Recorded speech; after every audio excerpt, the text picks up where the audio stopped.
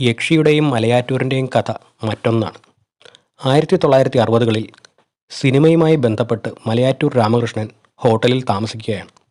തൊട്ടടുത്ത മുറിയിൽ വയലാർ രാമവർമ്മയുമുണ്ട്. രാത്രി കുശലം പറഞ്ഞിരിക്കുന്നതിനിടെ താൻ പുതിയതായി എഴുതിയ മുഖം എന്ന നോവൽ മലയാറ്റൂർ വയലാറിന് വായിക്കാൻ കൊടുക്കുന്നു. അന്ന് രാത്രി തന്നെ വയലാർ നോവൽ ഒറ്റയിരുപ്പിന് വായിച്ചു തീർക്കുന്നു. രാത്രി 1:30 മലയാറ്റൂറിൻ്റെ റൂമിൽ ചെന്ന് നോവൽ തിരികെ ഏൽപ്പിച്ചുകൊണ്ട് അഭിനന്ദനങ്ങൾ അറിയിക്കുന്നു. ഒപ്പം ഒരു നിർദ്ദേശവും. മുഖം എന്ന പേര് അത്ര പോരാ, നോവലിൻ്റെ പേര് യക്ഷി എന്ന് മാറ്റിയാൽ കൂടുതൽ നന്നാകും. പറയുന്നത് കൈരളിയുടെ കാവ്യ സൗന്ദര്യമായ സാക്ഷാൽ വയലാർ രാമവർമ്മയാണ്. മലയാറ്റൂരിന് കൂടുതലൊന്നും ആലോചിക്കാനുണ്ടായിരുന്നില്ല. വയലാർ നിർദ്ദേശിച്ച യക്ഷി എന്ന പേരിൽ തന്നെ നോവൽ പുറത്തിറങ്ങി. വളരെ വേഗം യക്ഷി പ്രശസ്തയായി. പിന്നീട് തോപ്പിൽ ഭാസി തിരക്കഥ എഴുതി മലയാറ്റൂരിൻ്റെ യക്ഷിയെ അപ്രപാളിയിലെത്തിച്ച് അനശ്വരയാക്കി. കെ. സേതുമാധവനായിരുന്നു സംവിധായകൻ.